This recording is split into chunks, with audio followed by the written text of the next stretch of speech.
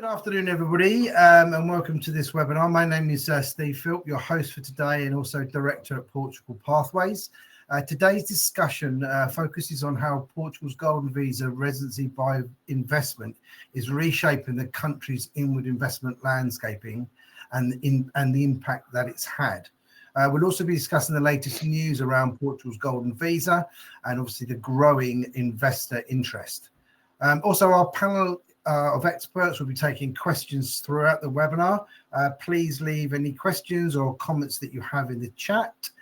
If we don't have enough time to get into all of those questions today, our team will obviously reach out to you directly to arrange a discovery call with one of our experts. So please obviously engage, leave your comments and your questions. So I just want to introduce today's panelists. Firstly, we have Paul Stannard.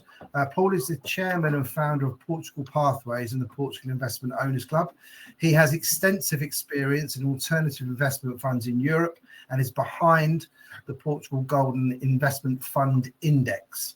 Joining Paul, we have Niall MacDonald. Niall is a senior partner at Beacon Global Wealth Management. They're based in the Algarve in Portugal, and they specialise in looking after private wealth coming to Portugal. Joining Paul and Niall, we have Henrique Nunes. He is the managing partner at CMS Law, advising on golden visa and other immigration visas. He heads up the immigration team, providing legal and immigration advice. Finally, we have Mr. Paul Sheedy. Paul is a special advisor at the Portugal Futures Fund, which is an alternative investment fund registered and approved for Golden Visa residency by investment. So thank you to our panelists and welcome.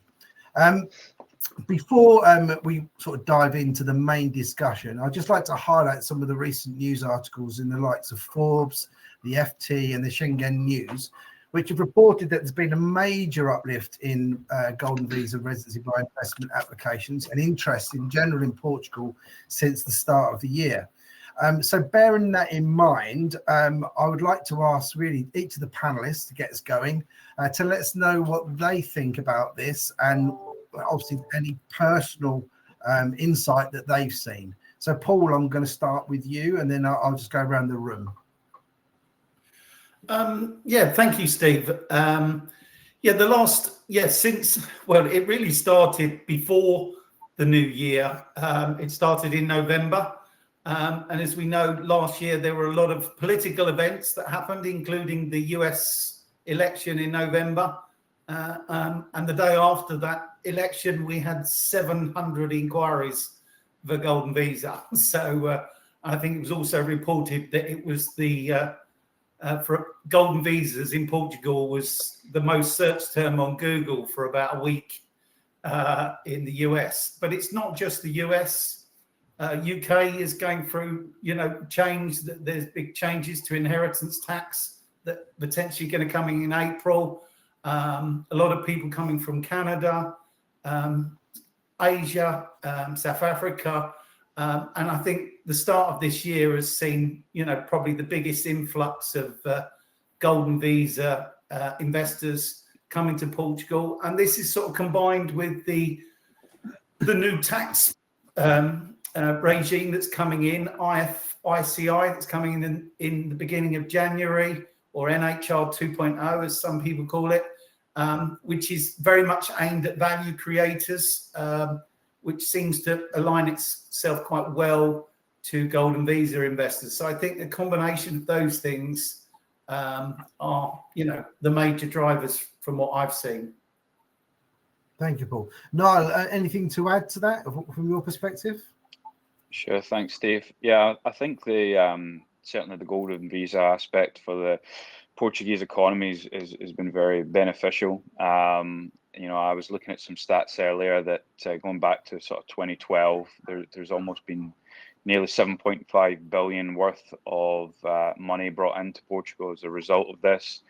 Applications, over 30,000 applications between May and independency in terms of the families that are coming over to Portugal. So I think overall it's definitely been a very a good project for the Portuguese government in terms of stimulating the economy from when it was coming in.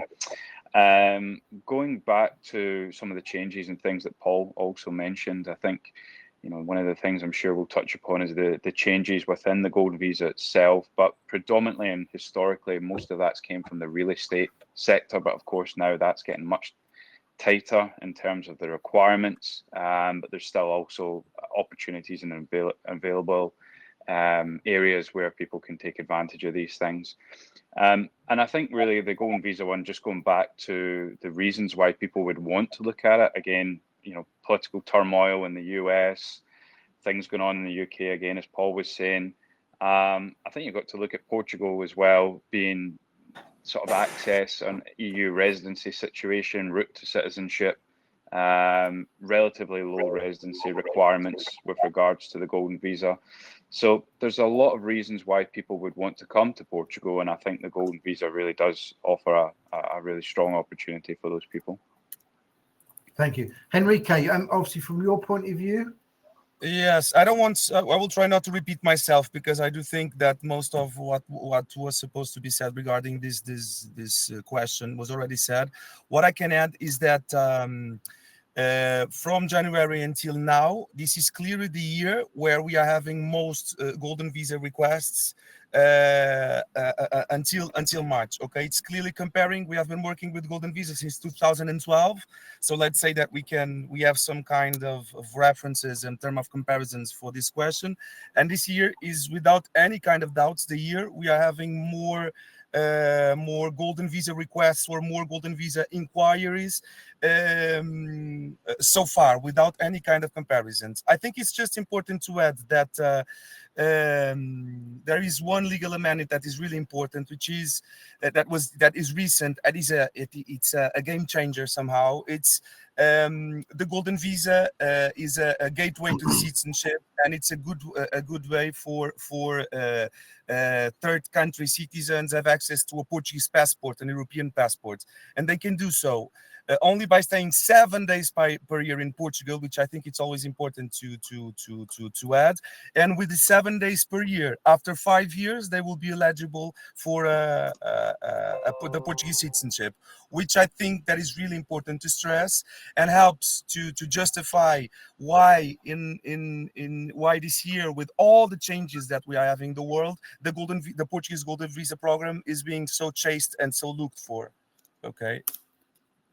Excellent. Thank you, Ricky. And obviously, Paul, I haven't given you too much space to add anything, as most things have been covered. Paul Sheedy, anything else that you wanted to add to that? No, I wouldn't add anything. The guys have done a good job of explaining it and its popularity. From an investment perspective, I think there's still loads of headroom in Portugal. There's still loads of opportunity and stuff. So the money that's coming in has got plenty of really good opportunities within the market and within the constraints of the Golden Visa scheme to make really good investments going forward. So we're very positive from that perspective, on top of what the guys have said. Let me just add something, Steve, because I think it's important regarding the legal amendment I was mentioning too. As everyone is looking for the citizenship, above all, it's the citizenship that most of the applicants usually are looking for right now. And according to the recent legal amendments, the 5 years for the citizenship start counting from the moment the Golden Visa is filed online. So they don't need to wait for the cards. The 5 years start counting from the moment we file it online, which is something that is quite easy to achieve by making the investment and getting all the necessary documents. Okay, I think it's important to add this information. Yeah, thanks for clarifying that, Nuno. Nuno, I'm going to stay with you as well with regards to sort of the next point. So, obviously, Portugal's Golden Visa residency by investment has seen a shift away from real estate, and now has a particular focus on regulated alternative investment funds in Portugal. Obviously, that have been approved by the Portuguese financial regulator, CMVM. And sort of, can you sort of elaborate on this? And I mean, what that means for Portugal in general? Yes, Enrique? yes, of course. So for when the real estate program started, and for many years, the investment in real estate would be the eligible, the type of investment most of the investors would choose in order to apply for the golden visa. Right now, and according to the legal amendments we recently had, the investor no longer can invest in real estate, but they can invest in private equity funds, in companies, or in cultural projects. Okay, the one that 99% of our clients are choosing at the moment is clearly the investment in private equity funds, and this was what changed when real estate was taken off the program. Why? Because if they invest in a company, they will need to be worried with the management of the company, which of course it's something the most of the investors don't want to be worried with, as they are not going to be living in Portugal. And then the investment in cultural projects as a modality of golden visa, it's also not interesting, and most of the times we even not mention it to our clients, because it's a pure donation, so with no return whatsoever. So after this amendment to the law, where real estate is no longer possible, literally almost all our clients are going for the modality of investment in private equity funds in order to apply for the golden visa. I think this is the main consequence of the amendment to the golden visa program. Thank you, Ricky. Paul Sheedy, obviously, it'd be great to get your thoughts on this as well. As I said just before, the environment. We think the environment is very good for investment in Portugal because of the focus of the Portuguese economy. And I know that outside of the golden visa, we're not into property. There is an awful lot of very good things in renewables, etc., and hospitality, in media, in tech, in health. So there's a whole load of areas where Portugal is making excellent progress. It's got lots of innovation. So I guess from a perspective of somebody investing in a golden visa program, it's one thing to say, oh well, it's not to see it as I have to commit X to get this. I think we see it as a very good investment opportunity over that period of time in what Portugal has to offer. And I don't think it's money chasing ideas. I think there's plenty of ideas here, and I think the money is coming at a good time and at a good speed. So I think even the increase in the interest in it, I think, is more going to stress the administration of getting all of that work done and getting people into all of those funds, which is it's straightforward, but it's not very simple. It's a bit work intensive, but there's definitely no constraint that we can see in terms of opportunity available in Portugal for the money that's coming in. Thank you. And before I move on, Paul Stannard, is there anything you want to sort of add to what Enrique and Paul? Yeah, I mean, the only other thing that I would say is, there are many different choices of funds. It's heavily regulated now by the CMVM, but the good thing about it is, there's some sophisticated options available there now to choose from. Portugal has been in this golden visa space a lot longer than pretty well anywhere else in the world, and its economy is going in the right direction in many of those sectors that Paul mentioned earlier. So, I think it's in a good place for many different reasons. Brilliant. Thank you, Paul. No, I've got a sort of... Add something to this, Steve, very quickly, and it's because of this diversity of funds that we have in the market that it's important for the clients or for the potential investors to speak with someone like Pathways or CMS to be guided through the selection and the investment in the funds. Thank you for clarifying that, Enrique. So Niall, I'm going to come on to you. With sort of foreign direct investment transactions reaching 13.2 billion at the end of 2024, which is actually up 18.9% on year, according to the Bank of Portugal. Portugal itself remains the top choice for international investors and the number one relocation destination for golden visa residency by investment.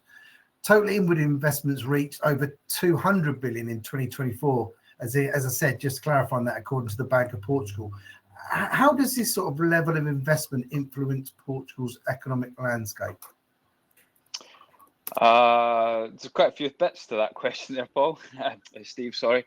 Yeah, I think well, fundamentally, it's kind of what I was saying at the start. I think that it flows, or the money flows into Portugal have been positive for the economy as a whole. It has then created the offshoot of this golden visa facility, which has then given birth to these private equity funds and alternative investment funds.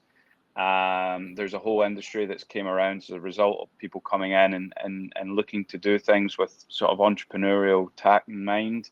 So I think overall, yeah, it's been very, very positive for the economy. And we're, again, as Enrique and as Paul was saying, we're now seeing that there's probably more choice than there ever has been with regards to the golden visas. So by my last sort of count, there was over 30 that I was sort of aware of. There may indeed be more than that. One of the challenges can be, again, to touch upon what the guys were saying, can be to ensure that the client or the prospect's getting the right input, the right advice on what some of these funds are, what they're doing. That's really, really invaluable from my position and from my viewpoint. But fundamentally, I do think that, all things considered, it really does offer a great opportunity for people who are non-EU citizens to look at getting a relatively easy residency situation in terms of the number of days that you need to spend in Portugal with a view to citizenship. So yeah, I think overall it's very good. Thank you, Noel. Anybody else want to sort of come in behind that at all?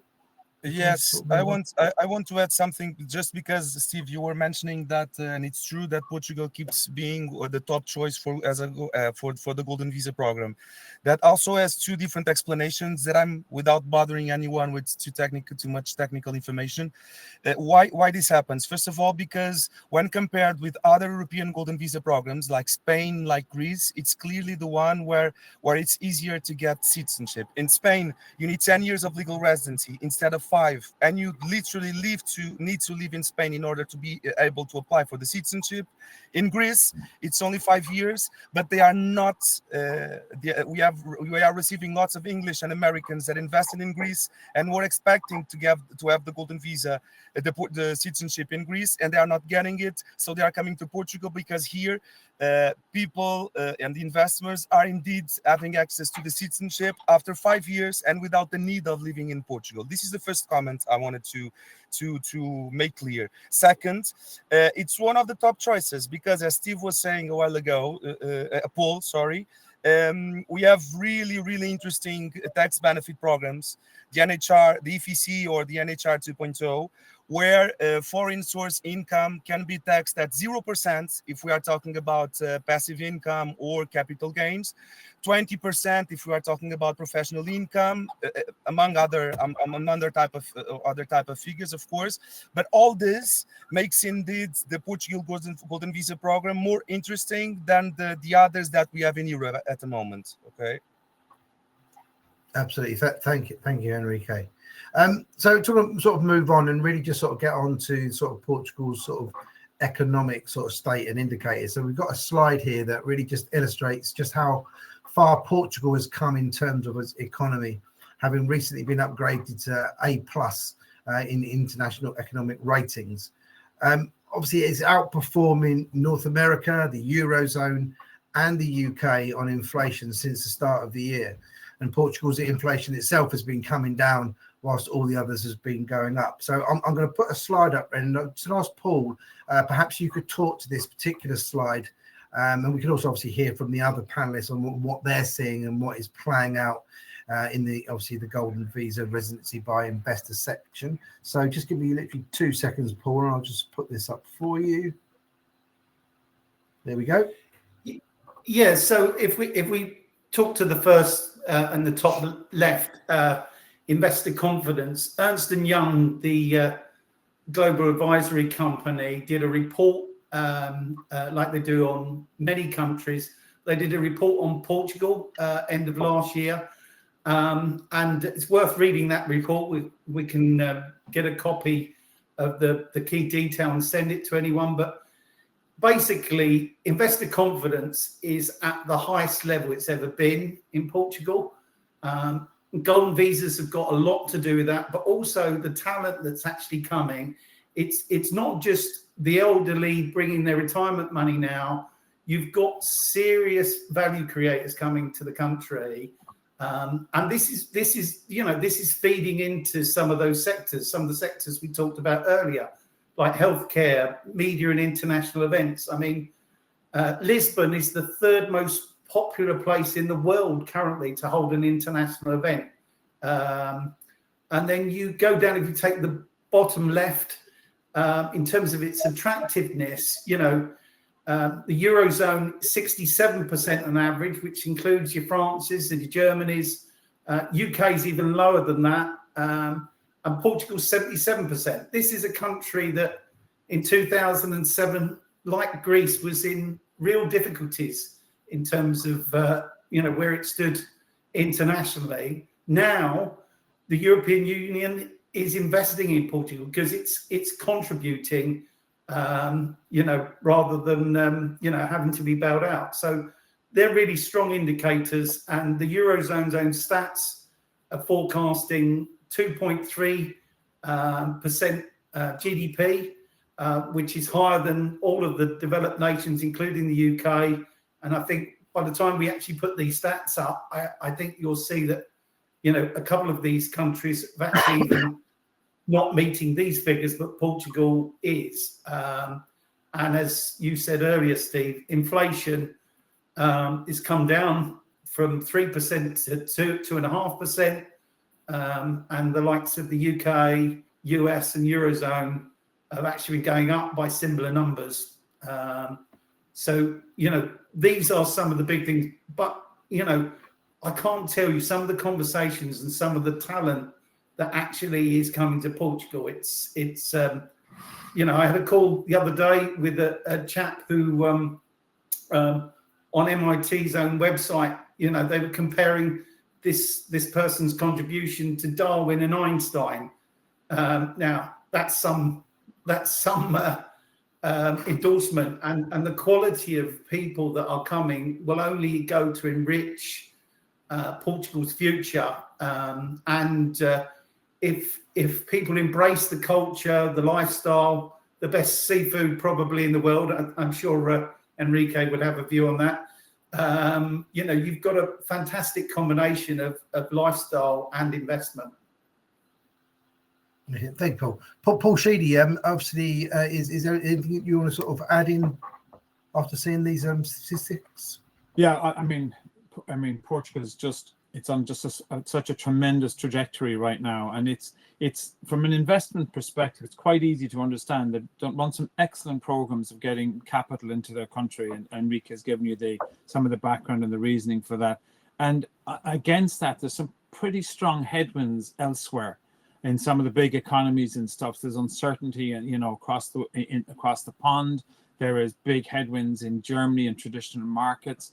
The UK has got Brexit headwinds. There's, Spain has got its own set of challenges with managing well. So it's like this little pocket of a country that's not too big.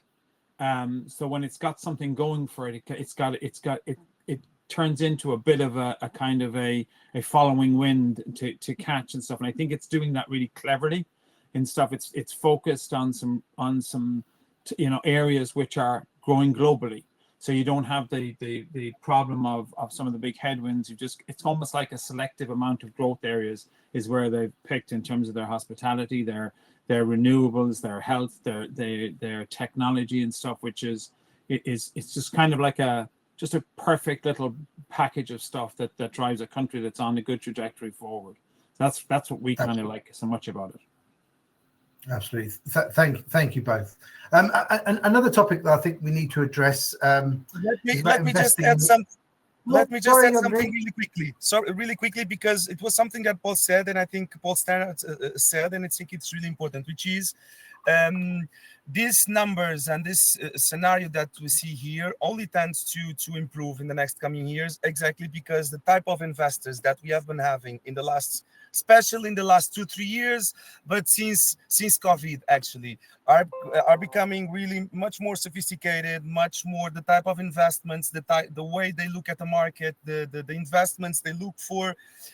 We if you look at immigration as some kind of Trojan horse, because it's the first thing we take care of, but then we end up as lawyers taking care of all the investments they do in Portugal.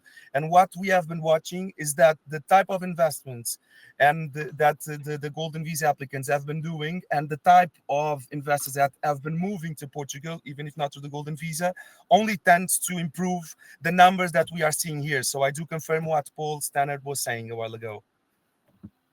Absolutely, yeah, good point. Thank you for interjecting there, Enrique.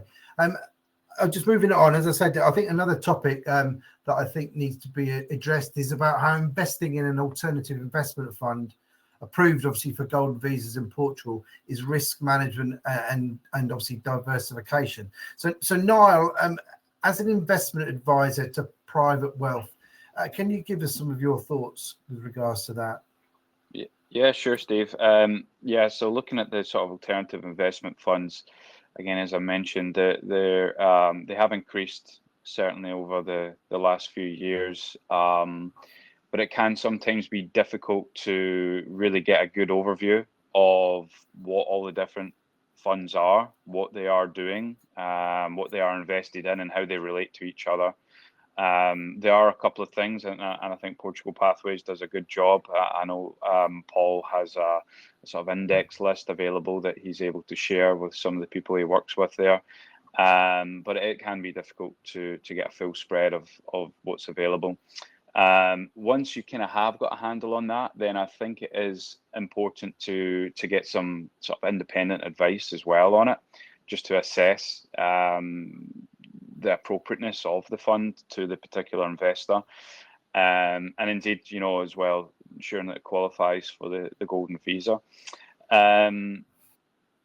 Sort of more operationally, I suppose, or more tactically with regards to the funds, then the things that I would often look to consider within themselves would be the sort of transparency of the fund. So what's the literature state? What's the reporting position of the fund? What are the restrictions? So the holding periods, return of capital, those types of things. Liquidity, again, would also be important. I can see there was a couple of questions in the chat about accessibility of the monies, time periods, withdrawals, that type of thing. Diversification, as I mentioned earlier. So is it just one particular sector that it's focused on? So is it tech? Is it healthcare? Is it tourism? Or is it a blend, a combination of these things? And then lastly, things that I'm probably more familiar with in my space is cost.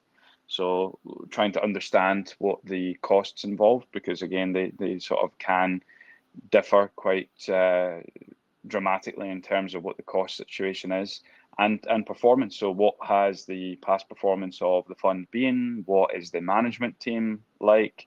And I think, touching upon those things, it really does help to get an independent view to look at that, because you can be sort of more biased towards a particular sector, or you might have more feelings towards a particular area, whereas maybe that's not entirely the best route to go down.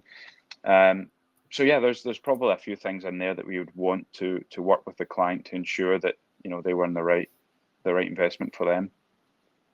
Absolutely, yeah. Thanks. I mean, Paul, obviously, now as there was mentioned about Insight and obviously Intel and being forearmed. Obviously, Portugal Pathways and the Portugal Investment Owners Club have produced and continues to manage a golden visa investment fund index. Perhaps you could add sort of your perspective and take-ins from the learnings of that most recent update that I think was out earlier this month. Yeah. We update the index 2 or 3 times a year, and it's a proprietary index that we work with our community and our wealth management partners and lawyers to go through, and we put it together because it isn't easy to find the funds that are approved. I know that you can get it from the CMVM, but if you want to find it and you want to assess the different benefits, we provide that just to make it easier for people when they go through the process. But in reality, the funds, there's no point in talking to the funds until you've started the process, and the funds, the application process, that is, because that part of the work needs to be done at the outset, and then in parallel to that, then you can start assessing which funds are relevant and look at their management agreements and their subscription agreements, and have an understanding of, whether it's a good fit for you. But they fall into three main pots, really. You've got, because Golden Visa, as Niall said at the beginning, over 7 billion has been raised. It's become, many private companies that want to raise money for their platform. So they could be a sommelier that wants to, buy a couple of vineyards, and they use maybe a partnership with a fund manager to set up a regulated fund for that purpose. So they might be raising 5 or 10 million for a one-off fund for that purpose. So you've got a number of those types in a single sector. Then you've got others where they're much more, bigger funds that are, there's a biotech fund that's backed, the lead investor is the European Investment Bank or European Investment Fund. A couple of Portuguese banks are in there. The head of the family office in Portugal is invested in it because he runs the largest healthcare company in Portugal. But again, that's in a single sector. And then you've got others which sort of, like Paul Sheedy said earlier, that look across those 5 or 6 different sectors where Portugal is punching above its weight, healthcare, technology, media and international events, renewables. Portugal has 71% of all its electricity is now generated from renewables, when the EU is 51% and the world is 21%. So, and there's plenty of wind and there's plenty of sun and there's plenty of land for those purposes and a really good planning system. So those blended funds that cut across, 5 or 6 of those sectors, you are spreading risk more efficiently, which I'm sure Niall and that can talk more on. But equally, if one sector isn't particularly, gets a hit, you're still in 4 or 5 strong sectors that are really driving that economy. And some of those sectors, like hospitality, I don't see, with all the money that's coming in and its current position, unless something happens that none of us can control, politically or otherwise, then I think that they're the ones that seem to be picking up the most traction, are those blended funds.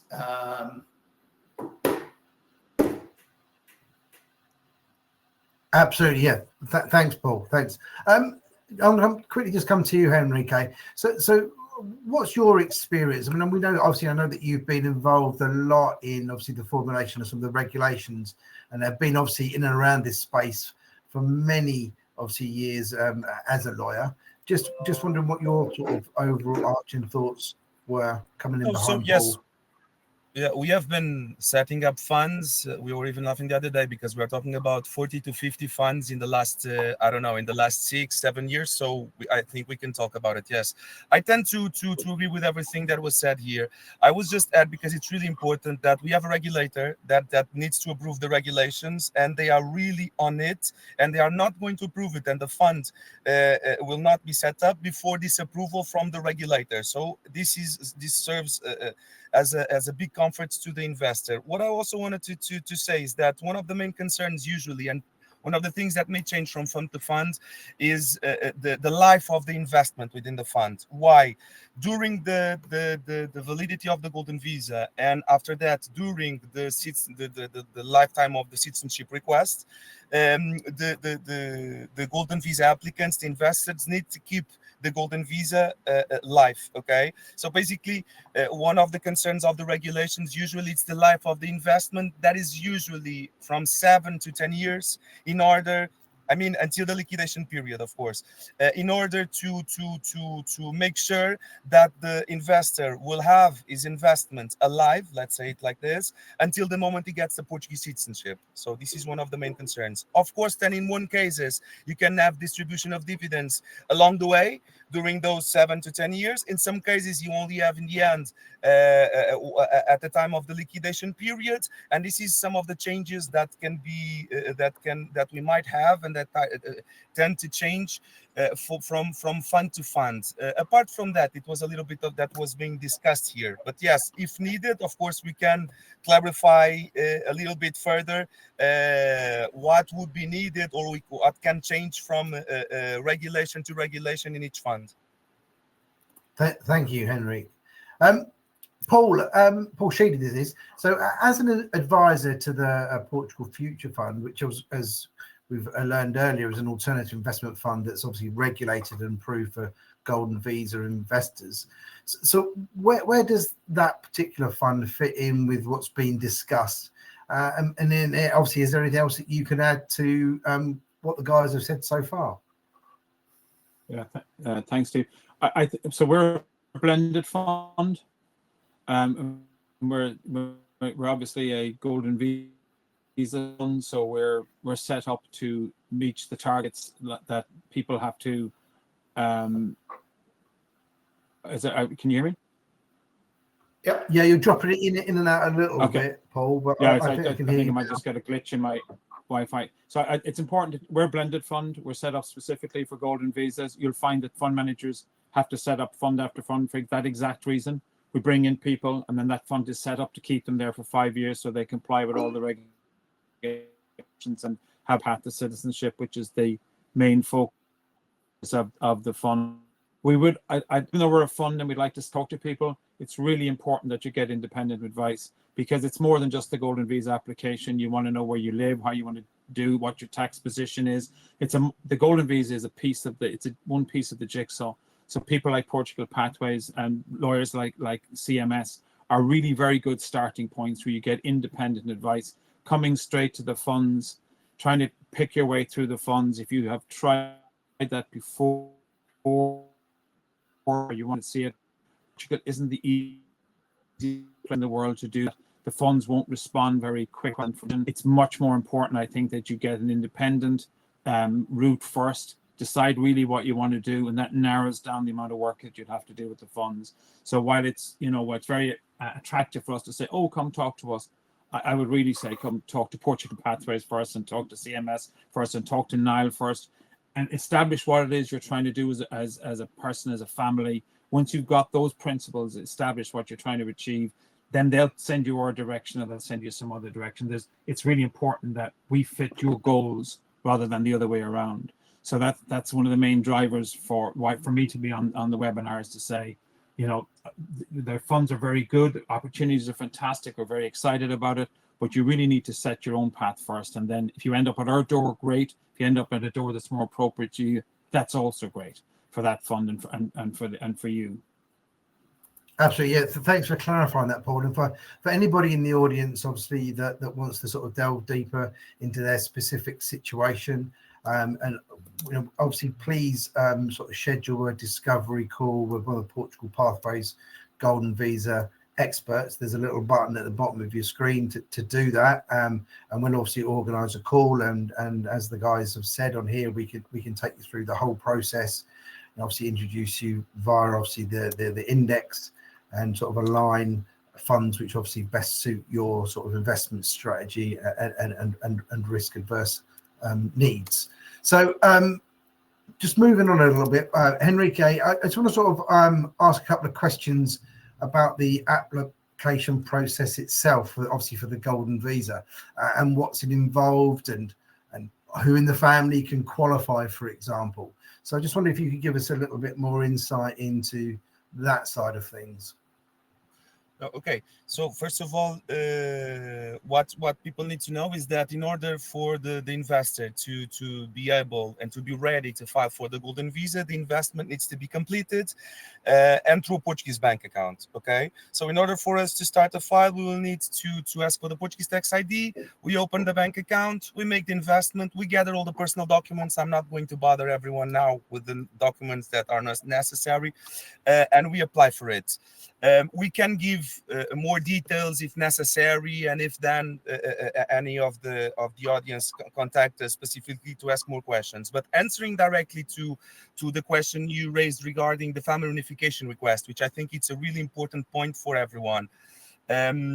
So besides the investor, who can be included in the family reunification request, which means that we have an investment, we have one main applicant, and then we can include family within the same investment, right? The spouse can be included.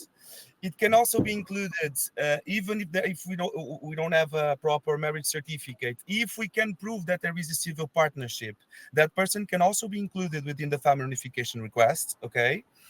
And in Portugal, we just need to demonstrate for that civil partnership that the persons have been living for more than 2 years. And then we can also include children. Who are the children that can be included? Any children up to 18, okay? And above that age, we need to prove dependence relationship. So when the children have more than 18 years, we have to prove dependence relationship. How do we do that? By demonstrating that the children are single, okay, that they are not married, basically, and that they are enrolled in a school or in university or whatever as a full student, being the main applicant responsible for the payment of the tuition fees, okay? The parents can also be included of the main applicant or of the spouse, okay? But if they are more than 65 years old, we don't need to prove any kind of dependent relationship. We just need to prove that they are the parents of the main applicant or of the spouse. If they are less than 65 years, we would need to prove the dependent relationship, okay? Namely, through bank transfer that are completed every month, through the payment of the house rental agreement, stuff like that. Siblings cannot be included, okay? Unless in really specific cases where they have any kind of incapacity or they are handicapped and they are dependent on the main applicant or spouse. But spouse, children in the conditions I said, and parents can always be included as long as we can demonstrate the dependent relationship when it needs to be demonstrated. Let me just add that regarding criminal records, we will need to file criminal record of everyone that is included in the golden visa request if they have more than 16 years old. Okay. Apart from this, I don't know if you want me to add any, if it was more or less this, Steve, or if you want me to add anything else. No. Obviously, you've outlined, some of the questions. I know obviously there's lots of questions in the chat. Again, we may come on to sort of a bit more detail later on. Okay. So obviously, no, and they can always contact you or contact us, and in order to get more detailed information about all these that we are talking. So just to give a general idea of the family reunification request. Thank you, Henry. Yeah, and just to reiterate what Enrique's saying. Yeah, anybody within the group can contact us, but within the chat there is they can do it through Portugal Pathways, and they can facilitate those meetings with any of the panelists today. And we've even seen what Enrique, I've been on many of these calls, but we even sometimes have where the parents that are over 65, but they might be young 65, sometimes they'll put the children down as the main applicant. And so there are different ways you can work it, but you've got to work it within. And another thing, Steve, another thing that it's important to add. Thank you for adding that. It's true. There are many ways we can play with this in order to suit the program to the specific situation of each family. It's important to say that the family reunification request doesn't need to be filed as of day one. Okay, we can file first for the main applicant and for the spouse, for instance, and 4 years later, we can file for the rest of the family, or for a newborn, or for the parents that in the meantime completed 65 years, okay? I just wanted to add something.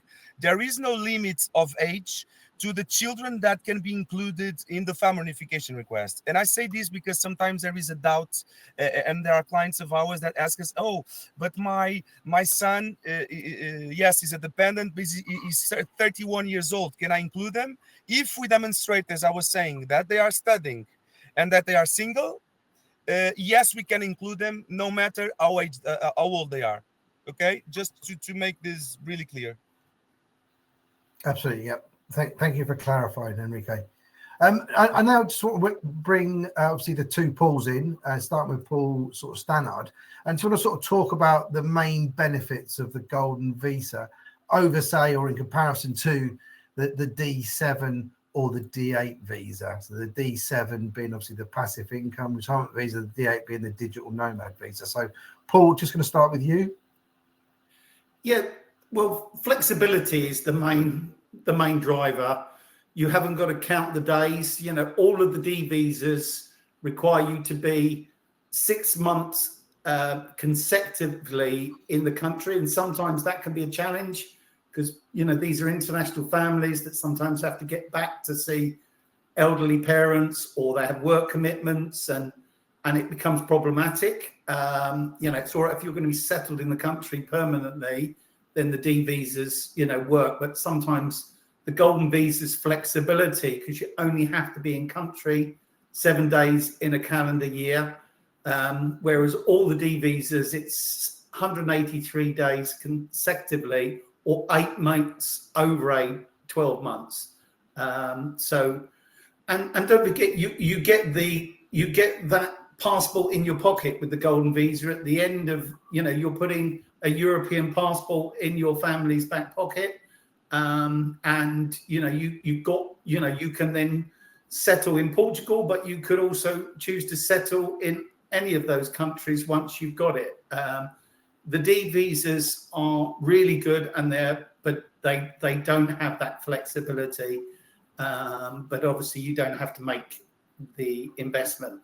I see in the chat earlier someone was asking about, you know, should I a D2 visa or a golden visa, and then asking about the tax status. Just to be clear, the tax status is a completely different thing to the visa application, whether it's one of the D visas or whether it's a golden visa. You with a golden visa, you don't have to be tax status in Portugal. So if you're from Singapore and you've got low taxes, you might choose not to be tax resident in Portugal, and you've got that flexibility. But equally, once you've got the golden visa, if you're transitioning your life into Europe, you can imagine that you're in the departure lounge, and it's not till you go on that journey that you want to consider estate planning and moving your tax status at some point during that journey. And the golden visa gives you that flexibility, and that suits some people.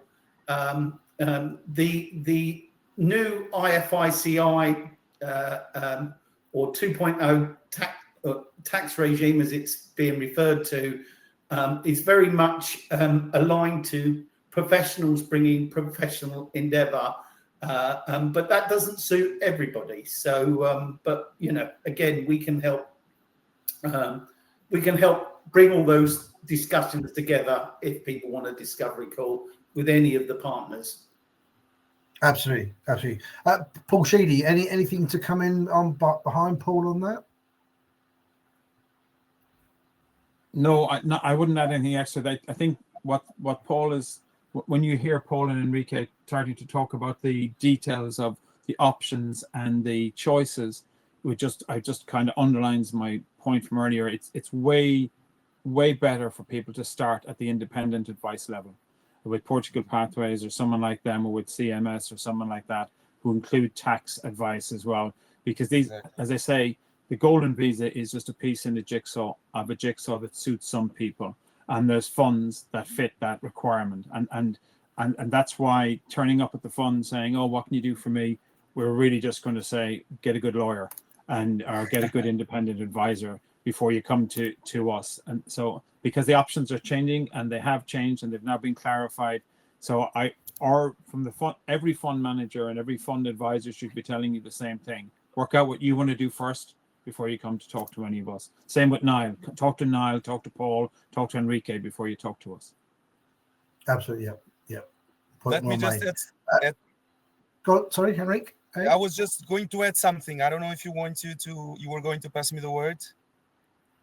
Yeah, for sure. No, I was just because as always, I agree with everything that both Pauls were saying. But regarding what Paul said, Paul Stannard, firstly, it's important just to note that why are we talking about flexibility? Because the rule in Portugal is that the visas, in order to be renewed 2 years after its issuance, it's the formally we have a rule that the applicant needs to demonstrate that he has stayed in Portugal at least 6 months in a row, or 8 months in total, if in different periods of the year. Okay, and this is the rule. The only visa that we have in Portugal that it's not like this, and instead of 6 months in a row or 8 months in total, only demands that the applicant stay 7 days in Portugal in order for the visa to be renewed.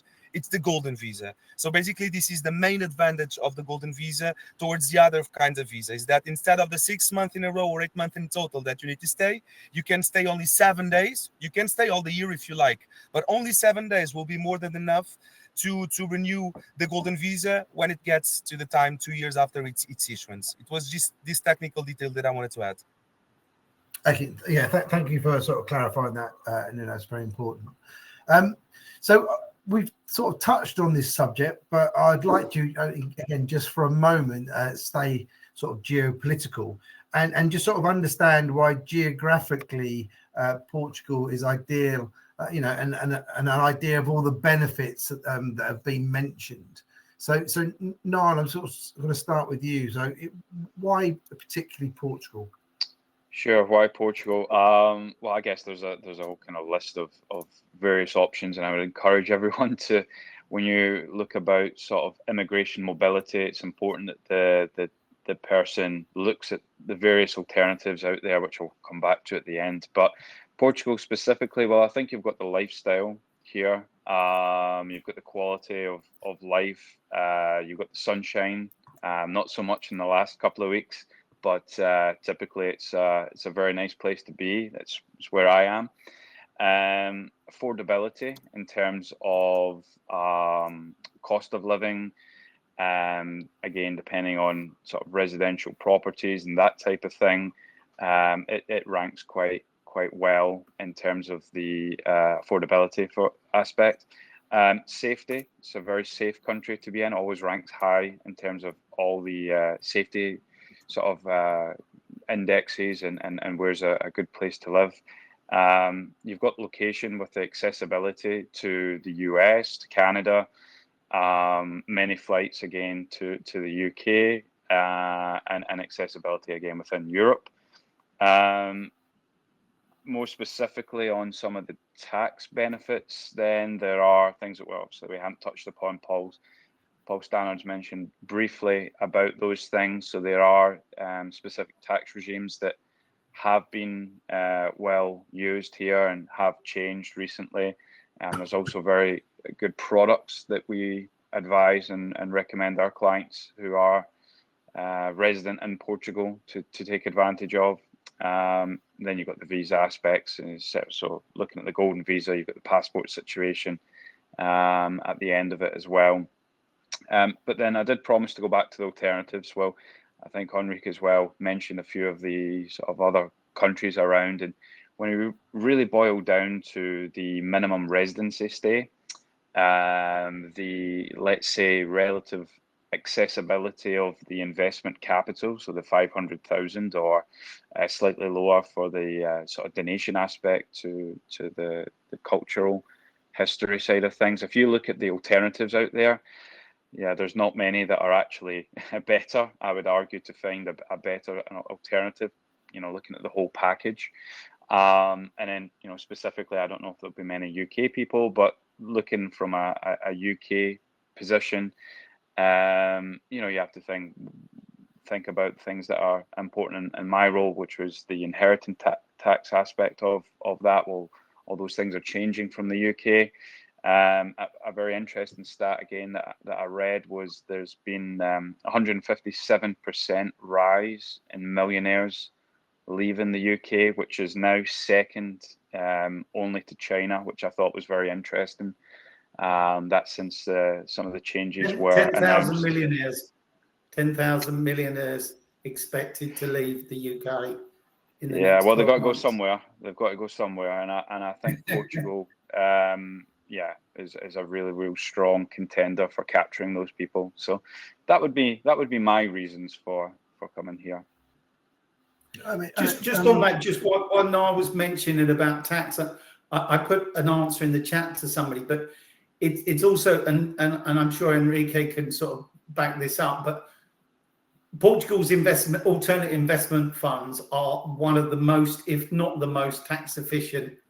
I've probably beaten Enrique to the punch here. So one of the most tax efficient things you can do. So if you're not from Portugal, it's 0% tax on the upside. And Enrique, please correct me if I've got that wrong, but I'm sure I haven't. And 10% for Portuguese people investing in their funds. So they're very efficient in that sense. It's true. It's true. I would not say that it's true, but when you compare, you have other countries in Europe that have similar incentives. So I will not go. But it's true that here we have them, and similar to other countries. I cannot speak about why Portugal, because I'm Portuguese and I was born here, I was raised here, and I'm completely addicted to this country. I don't think there is any country in the world where it's better to live right now, especially in this strange stage that the world is facing. Right. I will just add from a technical perspective, then why Portugal and then not another country.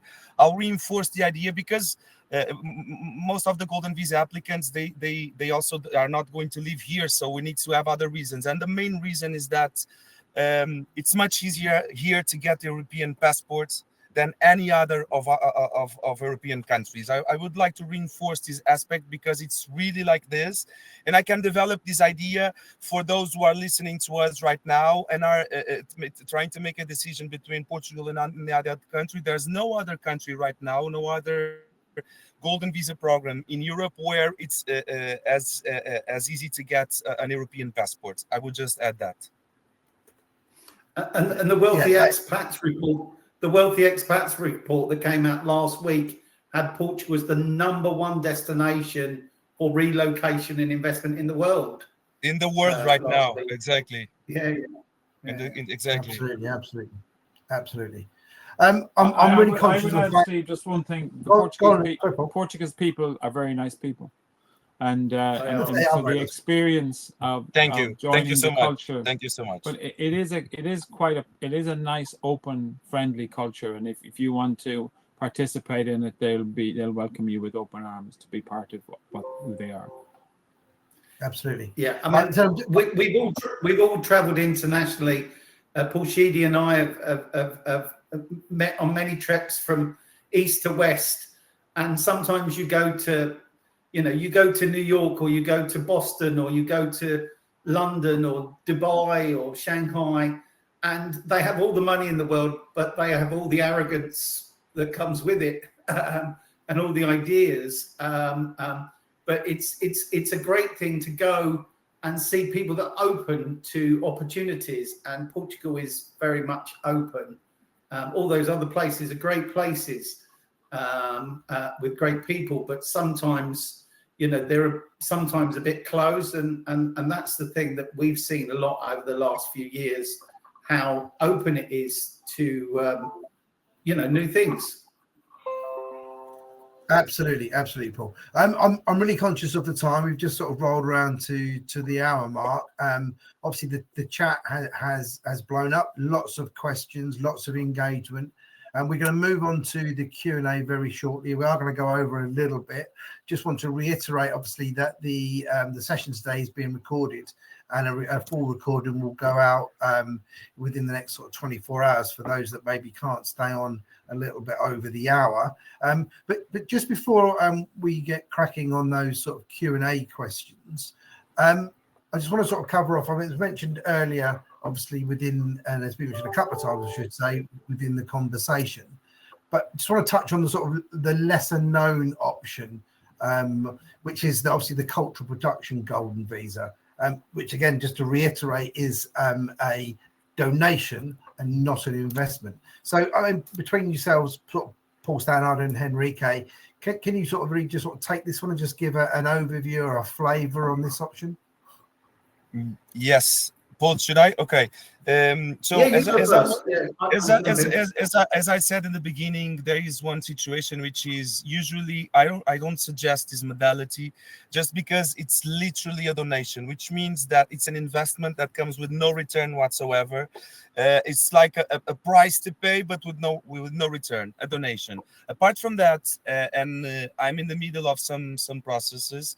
There is a pre-existing list, so the investors will not be able to choose who they are going to invest culturally, or they cannot ask for IMA to approve any specific cultural investment for this purpose. There is an entity separate from the immigration authorities that takes care of this, and usually the communication with them is not the easiest. Okay, it's not it's a bit difficult to speak to them. So I would add that most of the time investors are not choosing to go to that modality. First, because it's an investment with no return. Second, because the communication with the entity that will be responsible to approve the investment, and the because it needs to be an investment of 5 years impact. It's the complex. The process is a little bit more complex than investing in a fund or any other else. Okay, I would add this. And Paul, anything to say in behind that? Yeah, I mean, I'd agree. I mean, we Steve, as you well know, we've got now a list of cultural production opportunities, but it is much more complex, because you've got two elements. You've got the immigration part, and then them finding and assessing, what's going to qualify. And I really recommend, if people do go that route, because they want to go through that, be prepared for delays, be prepared that, you may reach some roadblocks, especially if you don't have the right people in your corner. And as Enrique said, it's not, there's no return. It is a donation. So yeah, we have that experience. I'm not saying that we have that experience. I'm just pointing to the fact that it can get a little bit more complex than the other type of less straightforward than the other investments. Yeah. Yep, exactly. I absolutely understand. But again, obviously, anybody wanted to sort of discover that particular route, or have a call to look at obviously both comparisons, then obviously please reach out to us, and we'll have a discovery call to take you through all of the options and the plus and potential minus points of that cultural production golden visa route. So again, going back to the Q&A, lots of questions in the Q&A. We're quite clearly not going to get to all of them in the next sort of 10-15 minutes. And so just rest assured that our team will obviously go in behind after this particular webinar and reach out to you all individually, and looking to answer those questions, and obviously arrange, where necessarily, a discovery call with one of our experts or someone on the panel. So again, this is obviously move on to these questions. We're going to start with a question from Emma, and I'm going to ask Paul or Niall, whoever wants to come in on this question. And Emma's question is, what are the most common mistakes investors can make when considering where to invest for their Portuguese golden visa? I mean, probably Paul, I think maybe that's one for you. Yeah. I mean, I'm happy to. I mean, I think one of the mistakes is not talking to advisors and going direct.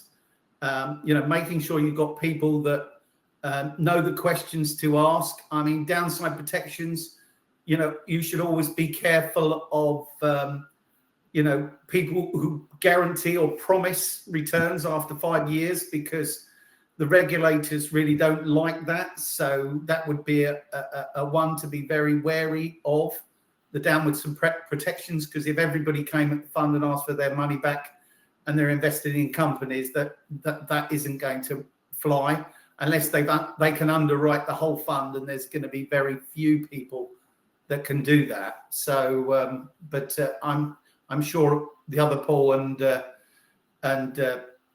Niall would have some comment on that. Okay. I would I'd be aware of liquidity and stuff, because the normal run for these kind of funds, it would be a few years of investing, a few years of then managing the growth of those investments, and then you have the exit periods where the fund becomes more liquid and stuff. And it's important to understand that when you're in a fund like that, you're in for the long haul. So you're not putting money in that you can access at any stage and say, oh, I'm really sorry, I want to get out, I need that money. You really have to stay in.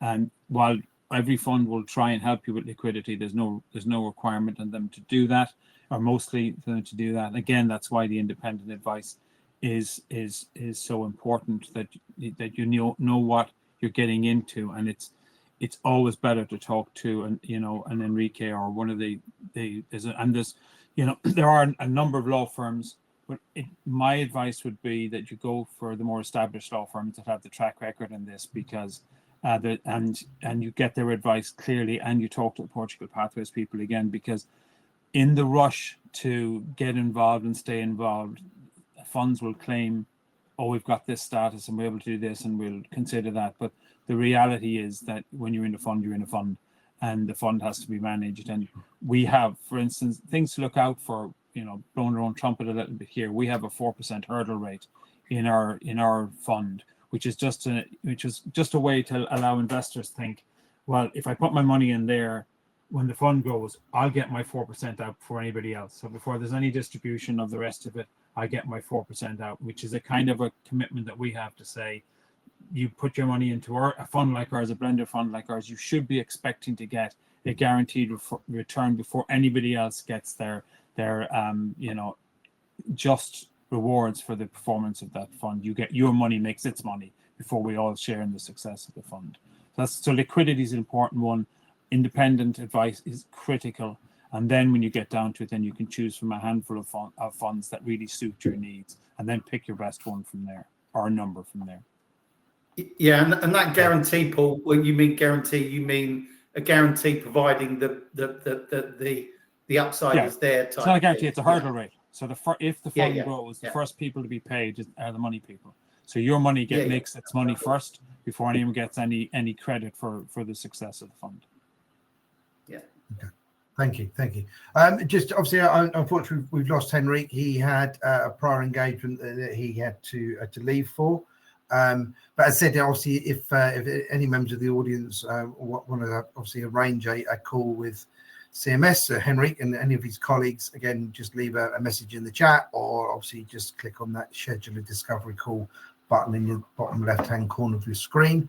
I'm going to take a couple more questions before we wrap up today. Paul Sheedy, I'm going to come back to you on this one. This one is from a David. And David is asking, or he's stating that he's from the US, excuse me, and he's planning to bring his family to Portugal under the Golden Visa Residency by Investment route. He's just a little concerned about how many of these funds are compliant as it relates to US connected investors. Okay, that's a great question. And again, it carries a big health warning that I'm sure Niall and Paul will be able to underline as well. So there's a requirement. So the management documents of the fund require language that is specific to American taxation, specifically for American taxation. It is not actually a requirement of the authorities in Portugal to have it in. So you have to be very careful that a fund who thinks it's American compliant because it can give you information in order to make a tax application or a tax return in the States is different to a fund that actually understands the difference and the requirements around QEF. So again, that's really important that you start with a CMS, or you start with the Portugal Pathways, in order for them because they run the index that has looked at that, and that there isn't a requirement on us as a fund to write to the American tax says, oh, look at us, aren't we great? That isn't. So we might have inappropriate language, or a fund might have inappropriate, but they think is sufficient language in it. So it's a big health warning here. Approach with caution. Talk to the independent people first. Talk to people like Niall. Talk to Paul. Talk to Enrique to find out where they will send you for funds that they have considered are compliant with the to your level and to your tax requirements for American tax planning. Steve, could I just come in behind that? Yeah, so in essence, the US people are treated differently to pretty well everyone else when it comes to golden visas or any kind of investment, as Niall would tell you when you're coming to Europe or Portugal. There's a double taxation agreement between the US and Portugal, as Portugal has with 140 odd countries. But the US will take preference. So if you're a US connected citizen, you won't be charged with the tax on the upside in Portugal, but you have to make sure that you take into account what taxes you're going to pay as a US taxpayer. And there are things you can do, as Paul said.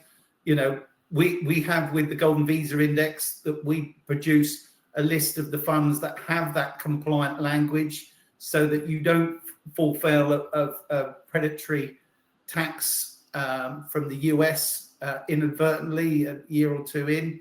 But it's, Paul is right. It's make sure you talk to the professionals. Niall, I'm sure you come across a lot of US investors, and they have to be, you have to be right with it, don't you? Yep. So what the two Pauls are saying, Steve, is well, one, we've talked about the importance of getting independent advice. That is really imperative when you start looking at the US situation. I really can't emphasize it sort of highly enough.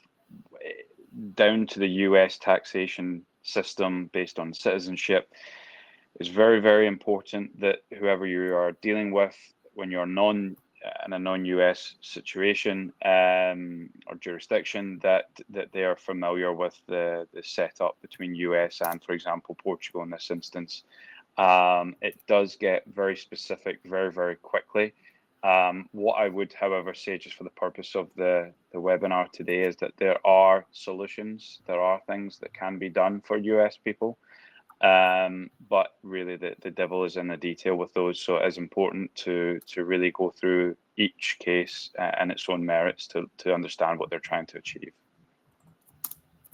Yeah, thanks for coming in behind and clarifying that now. So I think obviously I'm going to sort of wrap up today, but before we go, I'd really just like each of the panelists really just to sort of share one key takeaway, if you like, from sort of today's Golden Visa discussion. Niall, I'm going to start with you. Yeah, cheers, Steve.